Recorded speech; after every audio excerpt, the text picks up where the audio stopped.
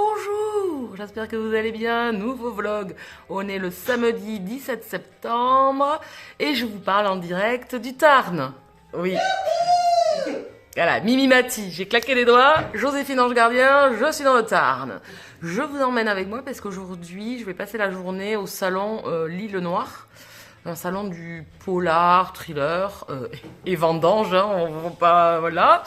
Donc je suis avec les copines, je suis hébergée chez des amis et on va se diriger tranquillement vers le salon et on va vous embarquer avec nous. Voilà, donc le vlog débutera comme ça et on reprendra la partie normale quand je serai rentrée à la maison, bien évidemment, vous vous doutez bien.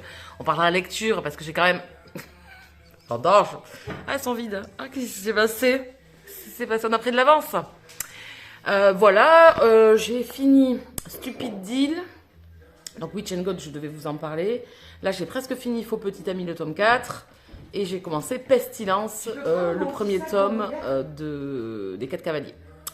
Voilà, vous savez tout. Donc j'ai fait de l'audio dans la voiture, puisqu'il y a quand même 3h45 de route. Je ne sais pas si vous m'entendez.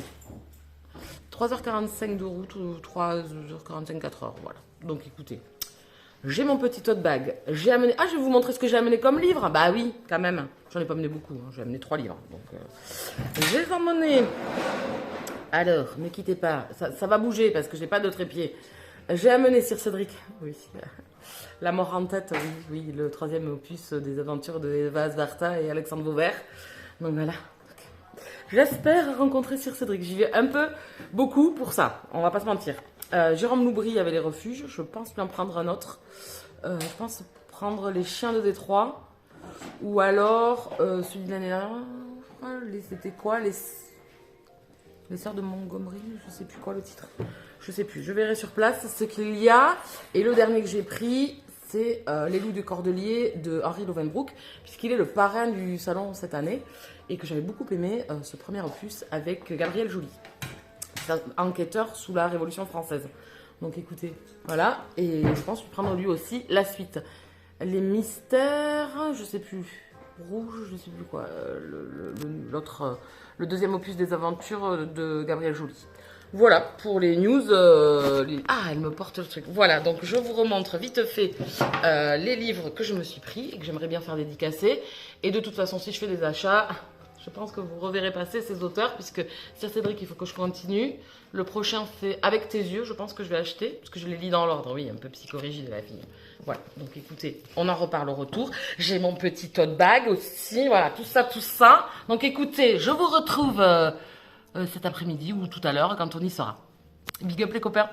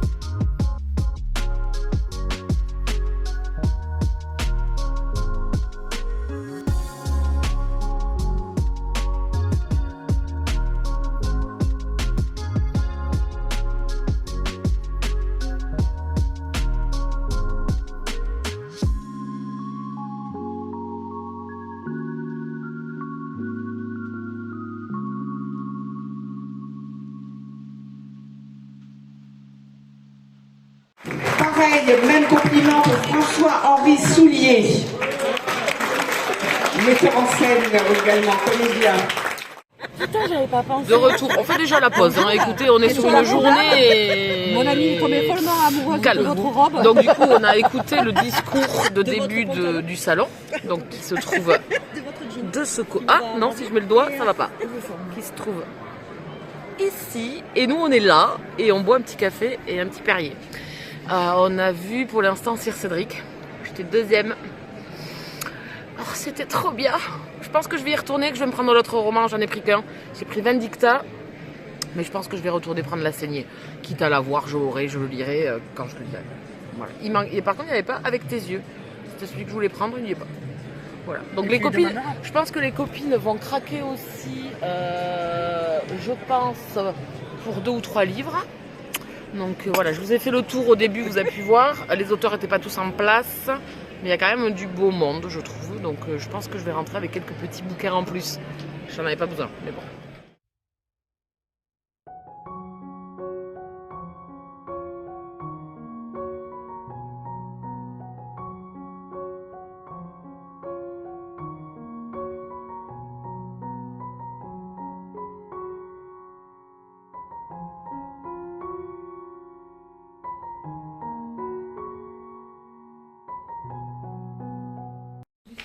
Recoucou, donc il est 12h30. On a baladé ce matin. On a pris un verre. Là, je vous avais filmé, on était assises. Et on est retourné faire le tour des tables. Donc, j'ai vu Sir Cédric. J'ai pris un livre. J'ai fait signer un que j'avais déjà. J'ai vu Henri Lovenbroek. J'ai pris la suite de Gabriel Joly. Et j'ai vu Jérôme Loubry. Et j'ai pris un autre roman, puisque j'avais adoré Les Refuges.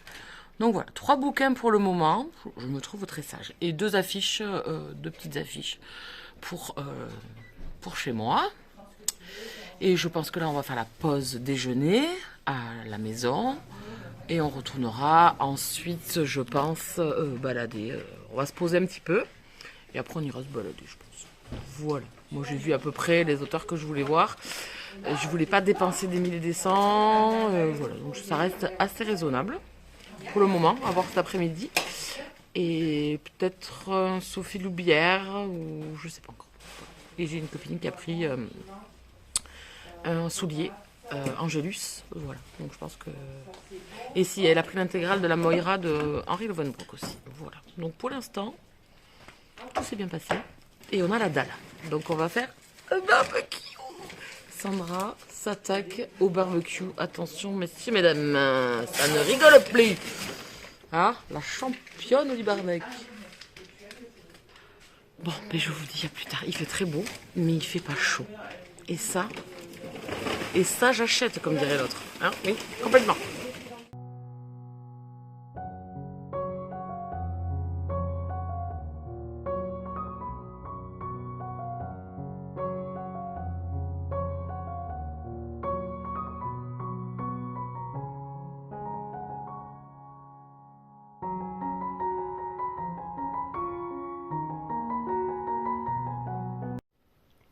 On se retrouve pour la suite du vlog. Donc normalement, là, juste avant, vous avez eu mon week-end à l'Isle-sur-Tarn, au salon L'Île Noire. Si tout va bien, si mes rushs étaient bons, si tout s'est bien passé, normalement ça devrait pas être trop long. Je pense pas avoir mis trop de rush. J'ai pas encore fait le montage, j'ai pas encore dépiété mon téléphone pour voir ce qu'il y avait dedans. Donc ça sera un suspense intense avant que je puisse me mettre au montage de cette vidéo. Ah, vous voyez quand même, hein. Alors je suis ravie quand même de vous retrouver. On est mardi parce que hier j'ai pas pu, il y avait le live, vous pouvez le retrouver en replay, le live où on a papoté un petit peu du challenge cocooning automnal. On a un peu décortiqué les menus, vous l'avez en replay, donc pas de souci. Et donc aujourd'hui on est mardi, voilà, le 20 septembre. On est à quelques jours de débuter le challenge cocooning automnal. Il ne reste plus beaucoup à attendre. Vendredi, j'espère que vous êtes dans les starting blocks. Ou s'il faut, jeudi à minuit. Qui sait, peut-être qu'il y en a qui vont commencer jeudi à minuit. N'hésitez pas, faites-le comme vous le sentez. J'espère que vos piles à lire sont prêtes, ou alors que votre bibliothèque ou votre palle est devant vous et que vous allez piocher au fur et à mesure. J'espère en tout cas que vous allez vous amuser, passer un bon moment, c'est le principal. Je reviens, donc j'ai pas mal de choses à vous raconter. Parce qu'il s'est passé pas mal de choses, comme vous avez pu le voir. Je suis allée en salon, bien évidemment, j'ai craqué. Lors du salon, j'avais amené 3 bouquins, mais je crois que je vous les ai montrés dans des rushs. Au cas où, je vais breguer, je vais le redire. J'avais amené Les Refuges de Jérôme Loubry, j'avais amené La Mort en tête de Sir Cédric et j'avais amené Le Loup des Cordeliers de Henri Lovenbroek. J'ai donc racheté des romans à ces auteurs-là, bien évidemment, parce que quand j'apprécie des auteurs et que je passe d'excellents moments avec eux, ben, j'en rachète, hein, forcément. Sir Cédric, ça faisait un moment. Le dernier que j'ai lu, c'est Du feu de l'enfer. Il était excellent. Donc, je les lis habituellement dans l'ordre. Donc, le prochain que j'aurais dû acheter, c'était Avec tes yeux. Sauf que c'est le seul qu'il n'avait pas lors du salon. Je pense qu'il n'avait pas été commandé par le Cultura. Et également, Vindicta, il devait y avoir, sans dire de bêtises, je pense qu'il y avait 7 exemplaires devant moi. Et j'étais la deuxième à passer du matin. Et c'était les seuls qu'ils avaient, parce que là aussi, il y a eu un problème de commande. Et donc, voilà. Si vous n'étiez pas dans les 5 premiers qui sont venus le voir, ou les 7 premiers qui sont venus le voir, vous n'allez pas... Enfin, il n'y en avait plus de la journée. Donc, je l'ai pris en suivant Vindicta. Et puis, j'y suis retournée l'après-midi le revoir. Et... je me lui ai pris La Saignée. Voilà, on a papoté un petit peu. Ensuite, je suis passée à Henri Lovenbroek. Et là, je lui ai pris la suite des Loups des Cordeliers qui s'appelle Le Mystère Rouge, je sais plus quoi. C'est la suite de l'enquête de Gabriel Joly. C'était le personnage principal du premier opus. Et donc, du coup, je vais continuer les écrits d'Henri Lovenbroek avec toujours la même saga. Parce que bon, bah, j'y reste, comme on dit. Ensuite, j'ai fait le tour de la table. Je suis allée voir Jérôme Loubry. Très bon moment avec Jérôme Loubry, c'était très agréable. Donc, on a parlé des refuges, bien évidemment. Et on a parlé de ses autres romans, alors parus en poche, puisque je n'ai pris que du poche lors du salon. Et donc, il m'a parlé des autres romans. Donc, il y en avait au total 2 autres, je crois. Donc, il y avait Les Chiens de Détroit. Non, 3. Les Chiens de Détroit, le 12e chapitre... et le dernier, de Soleil et de Sang. Donc j'ai pris celui-ci, De Soleil et de Sang, qui se passe avec du vaudou, des meurtres d'enfants, si je me souviens bien, voilà, le Baron Samedi. Donc beaucoup autour du vaudou, donc ça me pense à la Louisiane un petit peu. Donc bien évidemment que j'ai dit, je vais prendre celui-là. Puis bon, là, on a fait une pause, on est allé manger chez ma pote, et puis on est revenu dans le milieu de l'après-midi. Je crois que vers 4h, on est revenu, tranquillement. Mais on a vraiment fait ça chill. C'était bien parce que c'était le vendredi soir avec les copines. Le samedi, elles sont venues quand même avec moi également. Donc on a passé un bon moment. On a pris un petit verre en terrasse. Enfin voilà, on a fait vraiment ça. Mais il n'y avait pas grand monde en plus, donc il n'y avait pas de queue. Il ne fallait pas attendre des plombes. Et je crois que le grand max que j'ai dû attendre, c'est... Si j'ai attendu 10 minutes... Je sais même pas, je pense même pas que j'ai attendu 10 minutes. Peut-être à Johanna Gustafsson, peut-être. Et encore, non, même pas, aucun. Donc là, du coup, je suis allée voir Johanna Gustafsson, une auteure que j'avais vue passer plusieurs fois depuis longtemps, chez Milady Bragellone, et son blog 46, avec son enquêtrice, enfin ses enquêtrices, et avec un lien avec la Seconde Guerre mondiale. Donc j'ai beaucoup parlé avec elle, c'était super agréable de discuter avec elle. J'ai bien échangé, c'était super sympa, c'est une personne hyper abordable, hyper agréable, voilà. Donc je lui ai pris Bloc 46, du coup, pour enfin découvrir ses écrits. Et ensuite, je suis allée voir, je voulais un historique, un petit peu comme le Gabriel Joly. Donc je suis partie voir Éric Foissier. Alors j'ai pas pris le bureau des affaires bizarres, étranges, je sais plus quoi, enfin celui qui est sorti chez Albert Michel il n'y a pas si longtemps que ça. J'ai pris Par 2 fois tu vas mourir, donc c'est les Francs Royaumes, donc ça c'est pendant la période des Francs. Et on est avec une princesse qui se fait tuer, et 2 enquêteurs vont être sur l'enquête. Et ça a l'air pas mal du tout. Bon, je vous montre pas les romans parce que je les ai pas sous la main, que j'ai pas envie de me lever, que voilà, tout simplement, et que vous les aurez dans le book-haul. Donc voilà, c'était pour faire un petit peu le tour. Et le soir, on est resté tranquillou à la maison. On voulait repartir faire l'apéro, puisqu'il y avait, pareil, c'était les vendanges. Donc il y avait des ventes de vin, puisque ce salon, c'est polar et vendange. Mais donc, on était, voilà, on en avait assez, on est resté à la maison tranquillement, on a mangé, puis voilà, on a passé la soirée tranquille. Et je suis repartie le matin me promener un petit peu, parce qu'il y avait le marché également. Et je suis partie en début d'après-midi. Voilà pour mon super week-end. Ensuite, je suis toujours on va passer aux séries, dans Hawaii 5.0. Je suis à la fin de la saison 2. Je dois être à l'épisode 19 ou 20, je pense. Donc j'arrive sur la fin, il doit me rester 4 épisodes à regarder. Je pense que c'est une série qui est quand même assez longue, elle a 24 épisodes, je crois. Donc ça se passe toujours très bien. Voilà, ça laisse regarder, c'est pas la série de l'année. Et du coup, je me suis fait dimanche en rentrant, je me suis fait Hartley, la nouvelle génération de Hartley Cœur à Vif. C'était une série que je suivais quand j'étais beaucoup plus jeune, hein. Bien évidemment, c'était une série que j'adorais. Je pense qu'on est toutes pareilles. Drazik Forever. Voilà. C'est sûr qu'on préférait quand même Drazik à Bolton, hein, on va pas se mentir. Voilà, bon. Donc, du coup, j'ai regardé cette nouvelle série, donc nouvelle génération, nouvelle adaptation, choses différentes. On est ancré dans ce qui se passe aujourd'hui, plutôt dans la jeunesse, je pense. Donc, il y a quand même pas mal de choses qui diffèrent de la série de base. Mais on va suivre quand même des lycéens et leurs problématiques et leurs problèmes de tous les jours, leurs conflits, leurs guéguerres, leurs amours, leurs relations d'amitié, découvrir leur propre identité, les personnes qu'ils sont ou qu'ils veulent devenir. C'était très sympa. Franchement, c'était sympa. Alors, ça vaut pas la celle de base, hein, on va pas se mentir. Hein. Je suis toujours plus addict de la première version et quoi qu'encore. Si je la voyais aujourd'hui, est-ce que j'aurais ce même coup de cœur? Je ne sais pas. Mais en tout cas, celle-ci fonctionne très bien. J'ai beaucoup aimé le personnage de Darren et le personnage de son collègue, je ne me rappelle plus comment ça. Cash. Voilà, j'ai beaucoup aimé le duo Darren-Cash tout au long de la saison. J'ai trouvé ça touchant. J'ai trouvé ça mignon. Alors, Darren est homosexuel, il s'assume totalement. Alors, je ne sais pas s'il faut le préciser qu'il faut s'assumer. Non, pas du tout, parce qu'en fait, toute personne humaine peut s'assumer, qu'elle soit homosexuelle ou. Enfin, bon. Excusez peut-être le vocabulaire que je viens d'employer qui vient de me gratter l'oreille. Du coup, c'est un jeune homme, voilà, qui est très épanoui, qui ne se pose. Enfin. Qui a passé cette période, je pense, de se poser des questions, qui vit pleinement la personne qu'il est.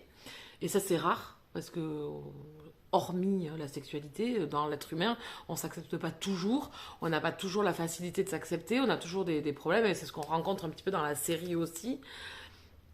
Mais il rencontre donc Cash, enfin, ils se connaissent, ils sont au même lycée, mais cette Cash n'est pas dans du tout la même optique que lui, en plus un peu un voyou, bon, où la testostérone et l'hétérosexualité priment dans son clan, enfin dans son groupe là de voyous.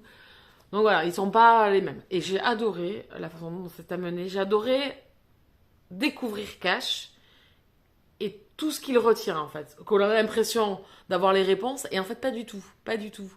Et j'ai beaucoup aimé. Et même Darren va être surpris, je pense. Et voilà, c'est ce qui entraîne. Et après, donc, on a 2 amis d'enfance qui se fâchent, bien évidemment. Donc, la problématique, elles vont se foutre sur la gueule le long de la série. Voilà, c'était très sympa à regarder. On est dans vraiment ces jeunes ou nous, dans la jeunesse, de chercher la découverte de la sexualité, la découverte de la liberté, de faire ce que l'on veut de son corps et de ses envies. Voilà, il n'y a rien de révolutionnaire là-dessus, en fait. Bon, il n'y a pas beaucoup il n'y a pas de scène olé olé. Donc voilà, c'était très sympa à regarder. J'avoue que s'il y a une saison 2, je regarderai, même si pour l'instant c'est moins que la série de l'époque. Mais comme je vous dis, elle a peut-être très mal vieilli. Et moi aussi j'ai vieilli. Donc bon, comment vous dire? Ah, peut-être pas... Oh, je ne sais pas. On va laisser Hartley de jadis où il est. Comme ça, voilà, c'est Cœur Forever. Et puis, on va regarder celle-ci. Je continuerai là aussi à regarder. On va faire le point sur les lectures. Je n'ai pas pris les bonnes. Si, je les ai. Ça, c'est celle que je dois faire sur TikTok. Je vais y arriver. Donc, je vous laissais la dernière fois. J'étais dans Witch and God, le tome 2. Ici, c'est l'enlèvement de Circé. Donc, on retrouve les mêmes personnages que dans le premier opus. On retrouve les personnages après les événements que l'on a suivis dans le tome 1. Je vais éviter de m'étendre sur ce qui se passe dans ce tome parce que je ne veux pas spoiler et je ne vais pas trop parler de ce qui se passe aussi dans le tome 1. Voilà, donc qu'est-ce que tu vas nous raconter? Donc en fait, dans cette histoire, on va suivre des sorcières, un clan de sorcières qui vivent dans une petite ville, qui sont des descendantes d'Hécate, qui ont subi les guerres avec les dieux de l'Olympe et ont viré les Olympiens de l'Olympe et ils sont parmi les humains maintenant. Donc on a tout le panel de personnages mythologiques de l'Olympe. Et plus précisément, dans le premier opus, on a Zeus, Deimos, on a Aphrodite, Hadès, Arès, Perséphone, enfin voilà, on va tourner autour de tous ces personnages. Et les ententes entre les sorcières et les Olympiens sont pas... On n'est pas... Ça se kiffe pas des masses, quoi, on va dire. Hein. Il y a de la rancœur due au passé. Donc les sorcières, les jeunes sorcières, les futures maîtresses du pouvoir de leur clan sont Héla, Circé et Merwé. Alors plus précisément Circé, la deuxième de la famille, donc celle qu'on va retrouver dans ce tome-ci, et la petite dernière qui est Héla, c'était la personnage qu'on a rencontrée au premier tome. J'avais beaucoup aimé la construction, il y avait une belle dynamique entre la romance et l'action, comme un peu de montagne russe, comme une vague. En fait, à chaque fois, c'était très bien proportionné.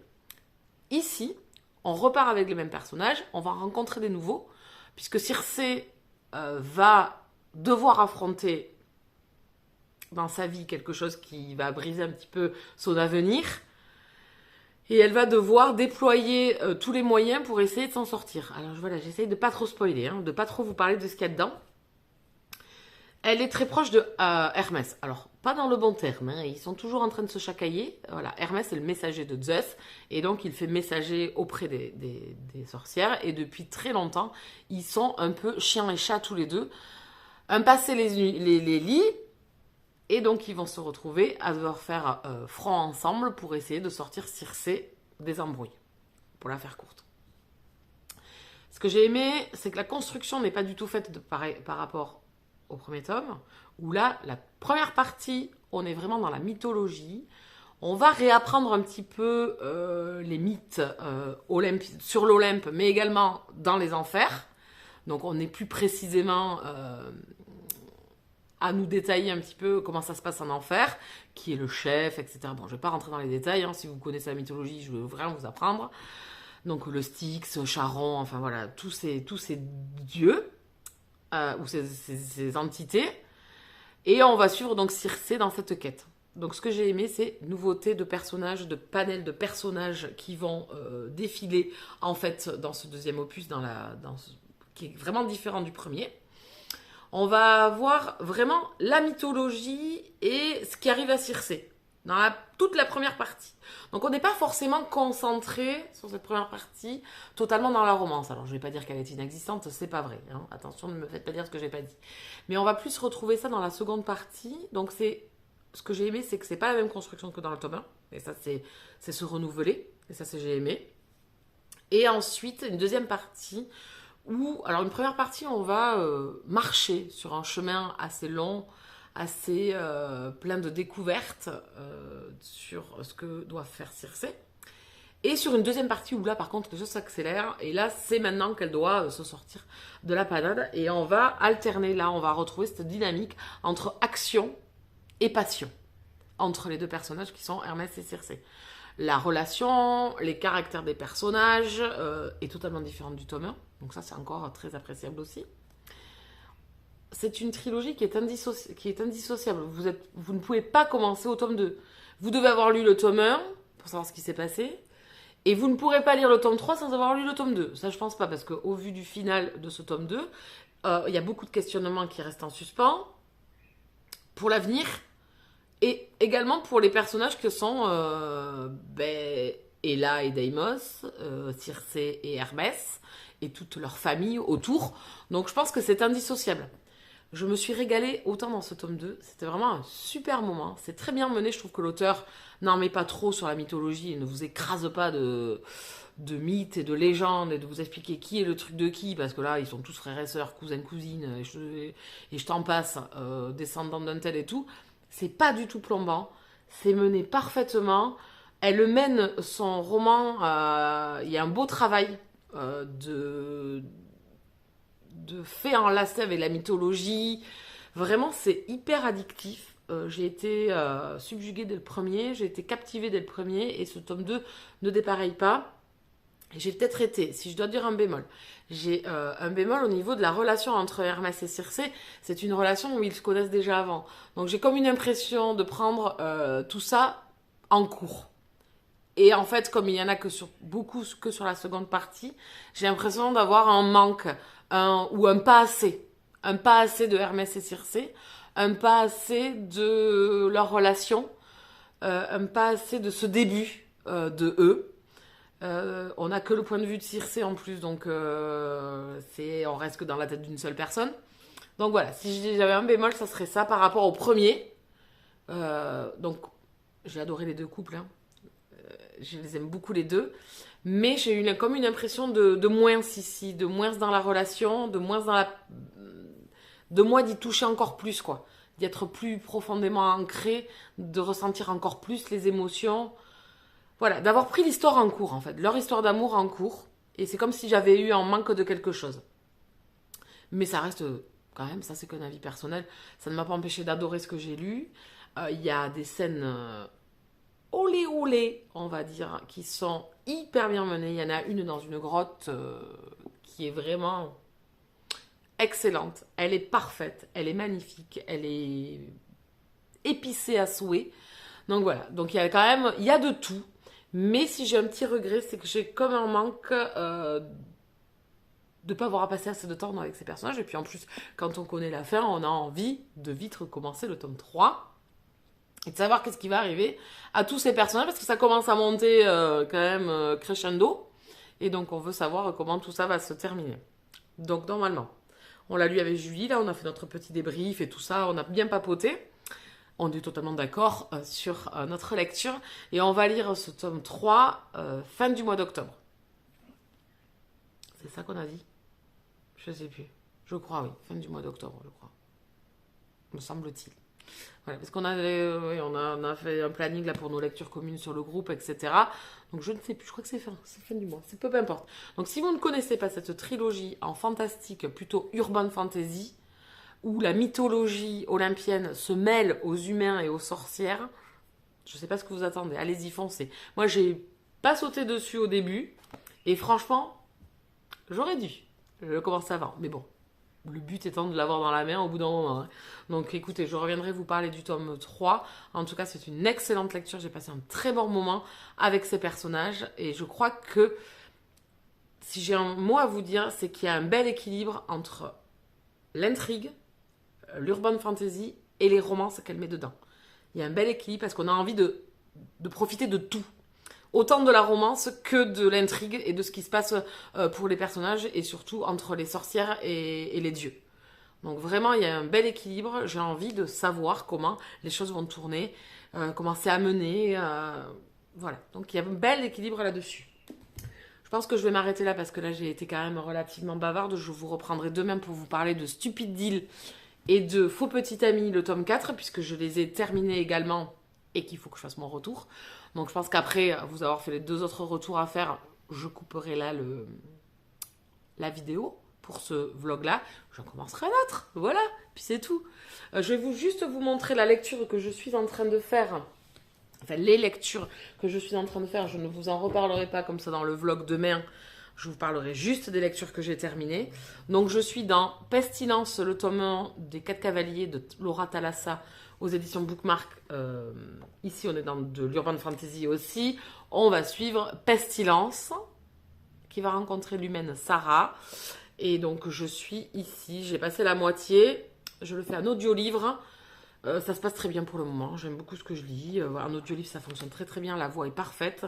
Voilà, là aussi, on est un petit peu... Alors, j'ai pensé un petit peu à The Walking Dead, parce qu'en fait, le cavalier marche dans la rue, c'est un peu désert, il y a des épaves de voitures et tout. Ça m'a fait un petit avant-goût, petit goût de The Walking Dead. Voilà, donc pour l'instant, ça se passe très bien, mais ça, je vous en reparlerai quand je l'aurai terminé. La saga est terminée, donc c'est pour ça. On s'y met enfin. Depuis le temps avec Julie qu'on voulait découvrir cette petite saga de 4 tomes. Et bien ça serait chose faite. Je pense qu'on va continuer de toute façon avec les suivants. Là où j'en suis arrivée, même elle, je pense qu'on va continuer. Donc vous l'avez sur le groupe Elle-Booktube, vous êtes encore à temps de venir nous rejoindre. D'autres sont encore dans la lecture. Certaines ont fini. Voilà, donc écoutez... Ça se passe bien pour moi, en tout cas, ça se passe moins bien pour certaines qui ont pas trop accroché. Ça arrive, écoutez, c'est pas très grave. Il en faut pour tous les goûts. Hein, parce que si on aimait tous les mêmes romans, ça serait nul au niveau des retours. Je suis en train de lire également. Alors attendez, je suis en train de lire également. Alors j'ai pas lu hier, j'ai pas lu trop aujourd'hui pour l'instant. Voilà, j'ai à peine lu, je suis à 50 pages. J'ai rien lu aujourd'hui, j'ai pas eu le temps. Donc je suis dans Walsh et Lockwood, le tome 3, Columbia de Rochelle Gab, aux éditions Juno Publishing. Vous êtes dans du romantique suspense avec un agent du FBI et un homme d'affaires. Je crois que dans les 50 pages que je viens de lire, là, je me régale. Et je n'ai lu que 50 pages.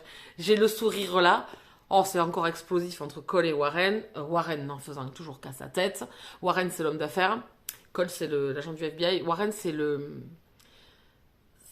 l'homme qui fait tout ce qui lui plaît, tout ce qui lui passe par la tête, qui ment à foison pour toujours avoir ce qu'il veut. Et Cole, c'est l'agent du FBI qui est tout l'inverse, qui est droit dans ses baskets, qui est un peu psychorigide, qui montre pas ses émotions. Voilà, donc c'est un duo vraiment, depuis le premier tome, c'est assez explosif, même si la relation est là. C'est jamais évident avec les deux. Et là, on repart encore ce début. C'est une pépite, ce début. C'est une pépite. C'est un régal de lire ligne par ligne les écrits de Rochelle. J'aime beaucoup. Je pense que je vais me régaler avec ce tome 3. J'ai trouvé que, vraiment, là, j'en suis au tome 3. Je trouve que alors, c'est 4 tomes, là aussi. Le 4e tome sort au mois d'octobre. Ça monte. Voilà, c'est des tomes qui montent en puissance à chaque fois.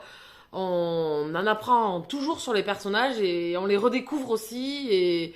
je sais pas, j'adore la relation, je trouve qu'elle est pas simple. Ils sont souvent en train de se prendre la tête. Voilà, j'aime beaucoup, beaucoup, beaucoup. Si vous ne connaissez pas, si vous aimez le romantique suspense, n'hésitez pas, il y a toujours une enquête et puis en plus il y a la romance au milieu, il y a toujours des personnages, c'est drôle. Voilà, il y a Kyle, il y a Warren, enfin voilà, il y a des personnages drôles. N'hésitez pas à foncer dessus. En tout cas, moi j'ai hâte de m'y remettre, mais vraiment de m'y mettre, c'est-à-dire d'être posé et d'être tranquille. Voilà. Mais écoutez, j'arrête, 24 minutes. J'espère que vous êtes encore là. Alors demain, je ne sais pas si je reviendrai demain soir, j'ai une réunion à 17h30 après le taf. Et je ne sais pas pour combien de temps j'en ai. Donc peut-être que jeudi soir, pareil, je serai à Saint-Jean-de-Luz à 17h30. Donc le temps que je rentre, je pense que... Donc au mieux demain, j'arrive à vous caser ou jeudi. Au pire, je vous retrouve vendredi. On fait comme ça. De toute façon, on se retrouve pour la suite du vlog. Je vais y arriver. On est vendredi 23 septembre, premier jour de l'automne. Ça y est, c'est parti mon kiki. Et donc, qui dit premier jour de l'automne, dit début du challenge cocooning automnal. Oui, allez-y, vous pouvez participer de la lecture, du menu, des consignes, tout ça, des paliers, de l'échange, de la discussion. N'hésitez pas, voilà, écoutez, voilà, je pense que je vous montrerai dans le prochain vlog que je débuterai. Bon, mes lectures en cours, vous les avez vues, ça ne change pas, c'est toujours les... si, ça a changé. J'ai fini Pestilence, mais j'en parlerai dans le prochain vlog. Donc j'ai fini Pestilence et je suis toujours dans Columbia et je vais attaquer donc ma première lecture audio du challenge, puisque les audiolivres fonctionnent. Vous êtes quelques-uns à m'avoir posé la question, donc oui... alors c'est vrai qu'on l'a peut-être pas stipulé, mais tout type de support en fait, graphique, numérique, papier, audio, enfin tout ça, ça fonctionne, il n'y a pas de souci, donc n'hésitez pas. Je vous laissais, j'allais vous parler des 2 lectures que j'ai terminées et dont j'avais envie de causer avec vous.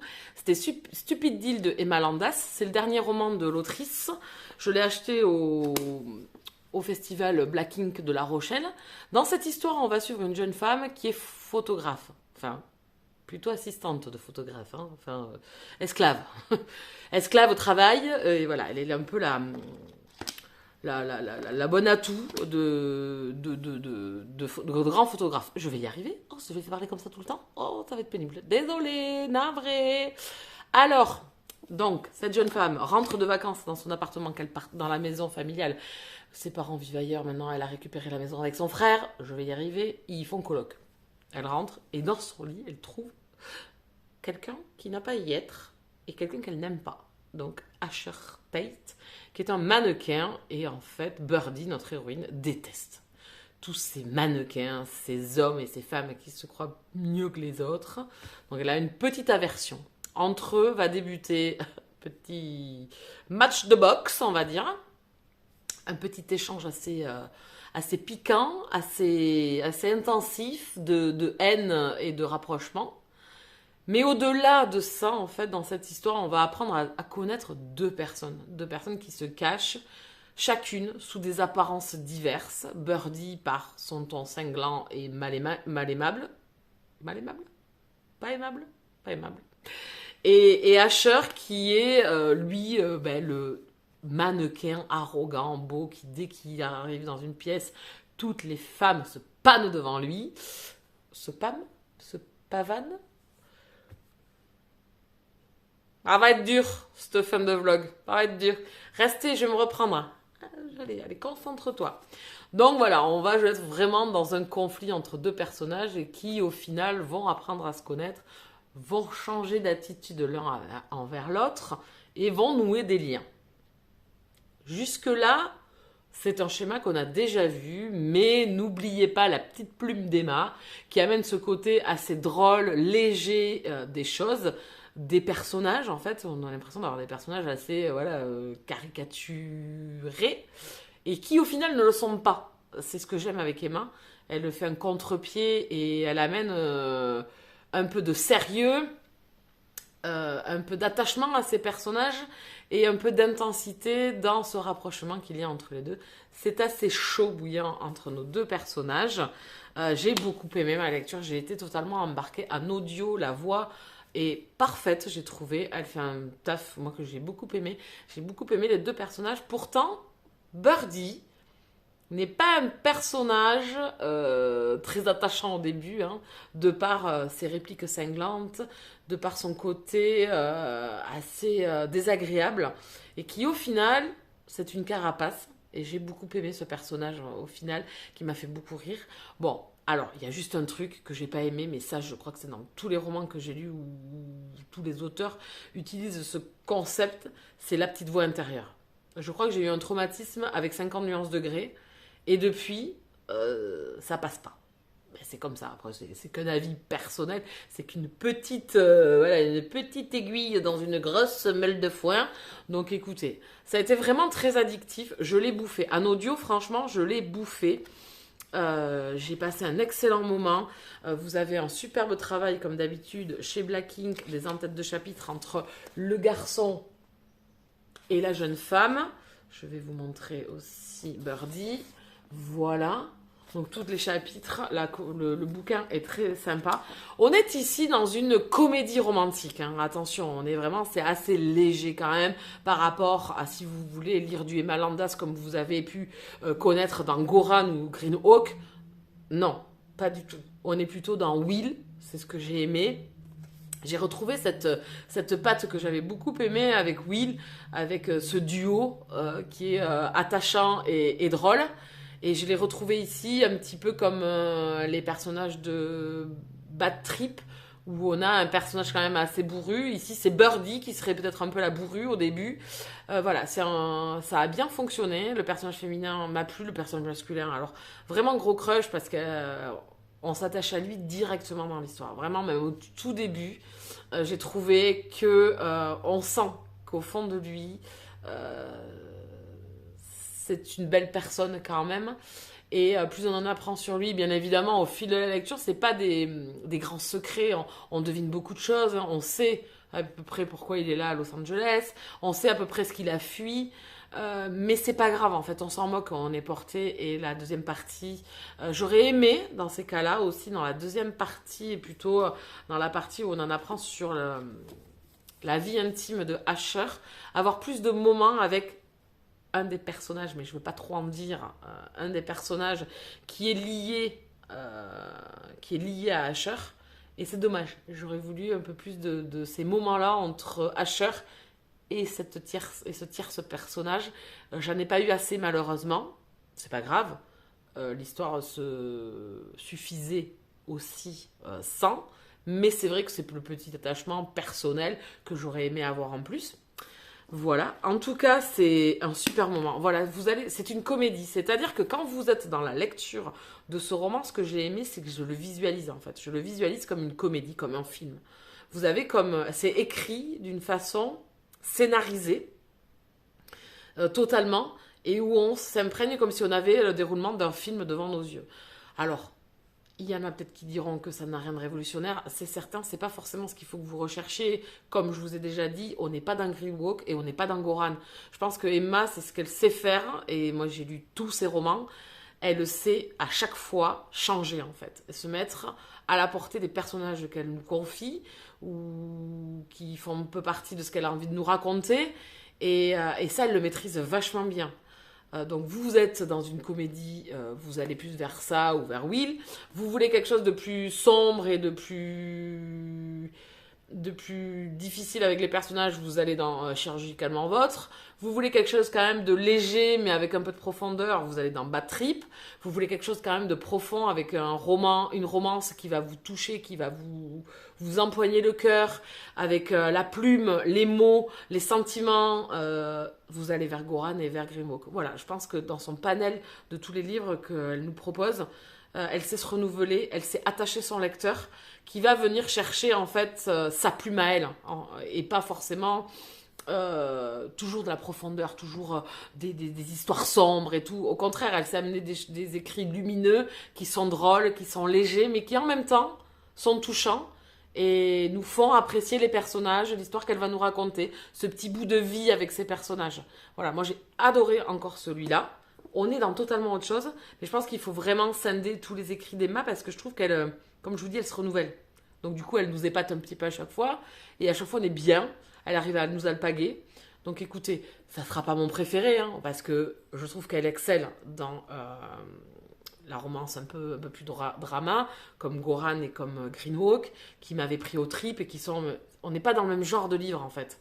Voilà, ici vous allez retrouver une comédie romantique qui va vous mettre le sourire, ou avec lesquelles vous avez envie de rester. Voilà. Je ne vais pas vous en dire plus. Si déjà vous n'avez jamais lu de Emma, foncez, allez découvrir l'autrice, allez découvrir ses écrits. Et je pense que dans toute sa bibliographie, vous avez l'embarras du choix en fait. C'est ça qui est bien. Bien évidemment, si elle écrit un autre roman, et je pense qu'elle va écrire un autre roman, je le lirai. Là, elle va sortir une romance de Noël à 4 mai. Je ne sais pas si je l'achèterai de suite, mais en tout cas, tôt ou tard, je lirai la suite. Voilà, je pense que c'est une de mes autrices françaises chouchou que j'aime beaucoup. Je suis tombée amoureuse de Goran. J'ai eu un coup de foudre pour cette lecture. C'est l'un des romans que je vous propose en plus en coup de cœur sur le challenge. Donc n'hésitez pas à le découvrir si vous ne l'avez pas encore découvert. Voilà. Je ne devais pas vous en dire plus et épiloguer. On va passer à l'autre lecture dont je voulais vous parler. Alors je vais l'insérer ici puisque c'était en numérique. Mais je pense que tôt ou tard, là aussi, je m'achèterai la saga parce que c'est une saga que j'affectionne beaucoup. C'est Faux Petit Ami, le tome 4, Charmeur de Eden Findlay. Ici, on est dans de la romance contemporaine MM. On est dans l'univers sportif, agents sportifs, personnes qui vont graviter autour de ces joueurs. Donc on est ici un coup dans le football américain et un coup dans le hockey. Voilà, pour décortiquer un petit peu. Dans ce tome 4, on va retrouver des personnages que l'on a déjà eu, en fait, un personnage qu'on a déjà eu antérieurement dans la saga, que l'on voit, qu'on a déjà aperçu. Et on va enfin avoir son histoire. Ici, on va partir du départ où les deux personnages se connaissaient quand ils étaient à la faculté. L'un est hétéro et l'autre sait qu'il est bi, mais qu'il l'a toujours caché. Voilà le truc de départ. Ils ont fait leur bonhomme de chemin et aujourd'hui, ils se retrouvent à jouer dans la même équipe un peu volontairement pour l'un des deux. Et la relation va vouloir reprendre là où elle s'était arrêtée quand ils étaient jeunes. C'est-à-dire qu'ils étaient inséparables, ils étaient les meilleurs amis du monde. Voilà le début. Je ne vais pas vous en dire plus. J'ai été transportée parce que j'ai adoré le personnage de Talon. C'est un personnage qu'on avait déjà vu. C'est plutôt le joueur voilà, sûr de lui, qui a réussi, mais qui ne se pose pas de questions, qui est très, voilà, toujours dans l'humour, sans prendre forcément les choses au sérieux, qui passe de plan cul en plan cul, qui fait des tripes à 2, à 3. Enfin voilà, il a vraiment une sexualité totalement débridée. Et en face de lui, il a donc Miller, donc Shane Miller et Marcus Talon, qui est lui son meilleur ami, qui est toujours là pour lui, qui l'a toujours mis sur un piédestal. Et aujourd'hui, la relation en fait devient compliquée parce que Miller, il a commencé à s'éloigner de lui après la faculté et en fait, il a l'impression de replonger 6 ans en arrière et de ne pas avoir avancé dans sa vie et de toujours être en attente d'un regard de la part de Talon. Ça, c'est le tout début, en fait, de l'histoire. Et on est captivé par cette relation qui va éclater un petit peu et en même temps qui va se transformer. Et l'approche que Talon a par rapport à sa vie, j'ai trouvé les moments, les questionnements des deux personnages vraiment hyper bien. Surtout Talon, on va dire que c'est le personnage qui évolue le plus dans l'histoire parce que pour lui, rien n'est simple, rien n'est difficile dans la vie. C'est un sportif, c'est un compétiteur, c'est-à-dire que quand il veut quelque chose, il va tout faire pour l'avoir. Il va au bout du bout, il se surpasse. Enfin voilà, c'est le personnage un petit peu fougueux, qui fonce dans tout.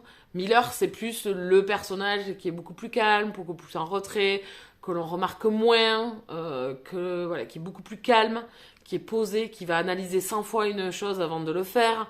Alors on est vraiment sur deux personnalités totalement différentes et qui au final vont fusionner hyper bien ensemble. C'est passionnel, c'est fusionnel. Alors là, par contre, si vous n'aimez pas les scènes de sexe, n'y allez pas parce que alors, ce tome 4, je pense que c'est le... Alors il y en a des scènes de sexe dans les 3 premiers, mais je pense qu'ici, les scènes de sexe sont d'une hautitude.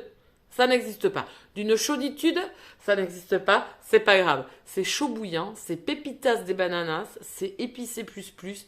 Les scènes sont magnifiques. Elles sont hyper bien. La découverte sexuelle de Talon, elle est géniale. Je l'ai trouvée parfaite. J'ai trouvé que c'était juste, les questionnements... l'analyse de la sexualité dans sa généralité, en fait, c'est ce que j'ai aimé, c'est que Talon, en fait, c'est un analyseur, hein, il est quarterback, il sait analyser les choses, il sait prendre des décisions rapidement, sans passer par 4 chemins, et c'est vraiment le sportif, dans son poste de sportif, que l'on retrouve dans sa vie personnelle, et j'ai trouvé que les scènes de sexe, elles étaient hyper bien, parce qu'elles étaient cohérentes avec ce qu'il est, en fait, la personnalité qu'il a, et c'est de pas tergiverser, c'est de foncer, et c'est de... On tente, voilà, pour aller grappiller 10 yards, 20 yards, etc., au football américain. Donc du coup, on rentre dans le tas, on avance, on se pose pas de questions, il faut prendre des décisions, il faut pas tourner autour du pot. Et dans la relation, c'est exactement ce qu'on retrouve. Dans un Shane qui, lui, s'accepte dans sa sexualité aussi, mais qui, au final... est toujours sur l'attente, sur ne pas heurter, sur faire attention, sur se décider, tourner autour du pot 100 fois. Voilà, donc du coup, ce duo, il fonctionne hyper bien, la relation, elle fonctionne hyper bien. Les scènes de sexe, moi, je les ai adorées. Elles vous mettent un peu chaud, d'ailleurs. Et franchement, j'adore cette saga. J'adore cette saga de sportifs. J'adore cette saga... parce qu'un coup on passe dans le football américain, un coup on passe dans le hockey, dans ces univers très masculins, plein de testostérone, très hétéro, voilà. Et en fait, ce que j'ai aimé dans l'analyse de Talon, c'est que le sexe reste le sexe, peu importe le type de partenaire, en fait, et c'est tout à fait... J'ai adoré ce personnage parce que c'est tout à fait ça, en fait. Le sexe n'est que du sexe, peu importe notre partenaire, la découverte du corps de l'autre, elle se fait totalement avec un inconnu, qui soit lambda, homme, femme, enfin n'importe. Et donc du coup, c'est vraiment ça qui m'a plu dans cette histoire, c'est c'est toujours une découverte de l'autre. C'est toujours dans la sexualité la découverte de l'autre, le début, le tâtonnement, la découverte, avancer, savoir ce qu'on donne à l'autre, ce qu'on aime recevoir. Voilà, et c'est exactement ça, et c'est ce que j'ai adoré dans ce tome 4, comment c'est abordé en fait, comment la sexualité, l'amour, les relations sont abordées. En fait, qu'elles soient... Enfin, ça aurait pu être une relation hétérosexuelle avec quelqu'un de vierge, voilà. Il y a plein de... Dans cette histoire, en fait, quand vous la lisez, c'est vraiment le sexe et l'amour, en fait, et pas les personnes ou les genres qu'il y a derrière. Et c'est ce que j'ai aimé. Vraiment, c'est hyper bien écrit, les Eden Finlay sont hyper bien écrits. Point de vue alterné, donc ça amène de l'intensité. Qu'est-ce qu'il y a d'autre? Voilà, c'est hyper bien écrit, c'est addictif, vous tournez les pages. Alors, le schéma en lui-même n'est pas révolutionnaire, vous l'avez déjà lu, vous l'avez déjà vu, voilà, mais ça fonctionne en fait, ça fonctionne. Voilà, c'est pas révolutionnaire là-dedans. Vous voyez les choses arriver ou se profiler, c'est pas grave, vous vous en foutez. Ça reste une romance contemporaine où vous allez vous laisser porter, où c'est sympa, c'est addictif.